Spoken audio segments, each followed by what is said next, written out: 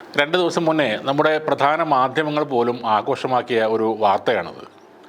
ഒരു വയസ്സ് പോലുമില്ലാത്ത ഒരു കുഞ്ഞിനെ ബെൽറ്റിൽ ചേർത്ത് കെട്ടി നെഞ്ചോട് ചേർത്ത് നിൽക്കുന്ന റെയിൽവേ പോലീസിലെ ഒരു അമ്മയുടെ ചിത്രം.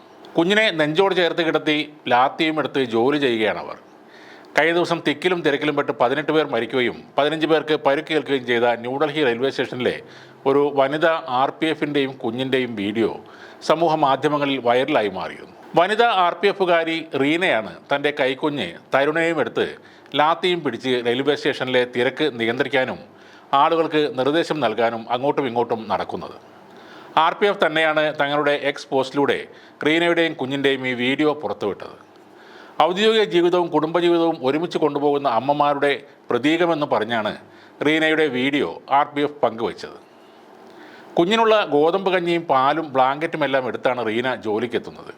പല സ്റ്റേഷനുകളിലും ഡ്യൂട്ടി ഉണ്ടാവും.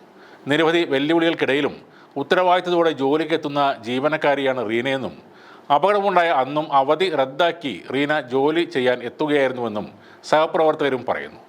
2014 മുതൽ റീന റെയിൽവേയിൽ ജോലി ചെയ്യുന്നുണ്ട്. ഈ വീഡിയോ വന്നതോടെ ആളുകൾ റീനയെ അഭിനന്ദിക്കുന്ന തിരക്കിലായി. നോർത്ത് ഇന്ത്യയിലെ ഭൂരിഭാഗം ആളുകളും ബിഗ് സല്യൂട്ട് എന്ന് പറഞ്ഞാണ് ഇവരെ ആദരിക്കുന്നത്. അമ്മ എന്നാൽ ഇങ്ങനെ ആയിരിക്കണം, ഇങ്ങനെയാണ് എല്ലാവരും ജോലിക്ക് വരേണ്ടത് എന്നൊക്കെയാണ് കമൻറ്റുകൾ.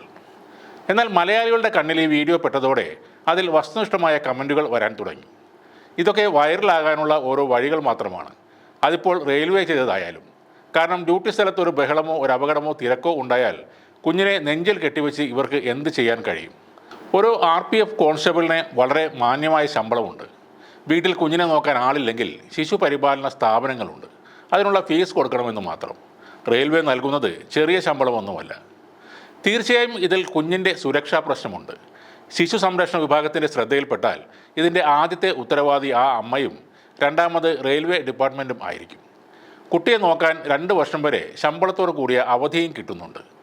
CCL അതായത് ചൈൽഡ് കെയർ ലീവ്. കുട്ടിക്ക് 18 വയസ്സാവുന്നതിനുള്ളിൽ 730 ദിവസം വരെ ഈ ലീവ് എടുക്കാവുന്നതാണ്. അതിലൊരു നിബന്ധന 2 കുട്ടികൾക്ക് മാത്രമേ ഇത്തരം ലീവ് കിട്ടൂ എന്നത് മാത്രമാണ്.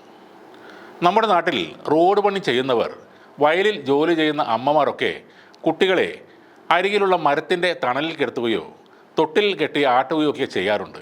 അത് അവരുടെ നിവൃത്തികേട് കൊണ്ടാണ്. അവർക്ക് തൊഴിൽ സ്ഥലങ്ങളിൽ യാതൊരുവിധ ആനുകൂല്യവും ലഭിക്കാത്തത് കൊണ്ടാണ്. ഇന്ത്യൻ റെയിൽവേയിലും അത്തരം സാഹചര്യമാണ് ഉള്ളതെങ്കിൽ അത് പരിതാപകരം തന്നെയാണ്. അതേസമയം റീന അവധിയിലായിരുന്നു എന്നും ന്യൂഡൽഹി റെയിൽവേ സ്റ്റേഷനിൽ തിക്കിലും തിരക്കിലും പെട്ട് 18 പേർ മരണമടഞ്ഞ സംഭവത്തെ തുടർന്ന് തിരികെ അടിയന്തരമായി ജോലിയിൽ പ്രവേശിക്കേണ്ട സാഹചര്യം വരികയായിരുന്നുവെന്നും ചില മാധ്യമങ്ങൾ റിപ്പോർട്ട് ചെയ്യുന്നു. CRPF കോൺസ്റ്റബിളായ റീനയുടെ ഭർത്താവ് നിലവിൽ ജമ്മു കാശ്മീരിലാണ് ജോലി ചെയ്യുന്നതെന്നും ചില റിപ്പോർട്ടിൽ പറയുന്നുണ്ട്. 3 കുട്ടികളും ഈ ദമ്പതിമാർക്കുണ്ട്. ആ ഒരു അവസ്ഥയിൽ താൽക്കാലികമായി കുഞ്ഞിൻ്റെ സുരക്ഷിതത്വം കണക്കിലെടുത്ത് ഇത് ചെയ്തതാണെങ്കിൽ അതിൽ അവരെ കുറ്റപ്പെടുത്താനുമാവില്ല. എന്നാൽ ഇത്തരം വാർത്തകൾ ആഘോഷമാക്കുന്നത് ഒരു നല്ല പ്രവണതയല്ല. ഇന്ത്യൻ റെയിൽവേ തന്നെ ഇത്തരം വീഡിയോകൾ ഇട്ട് സ്വയം അപഹാസ്യരായി മാറുകയാണ്.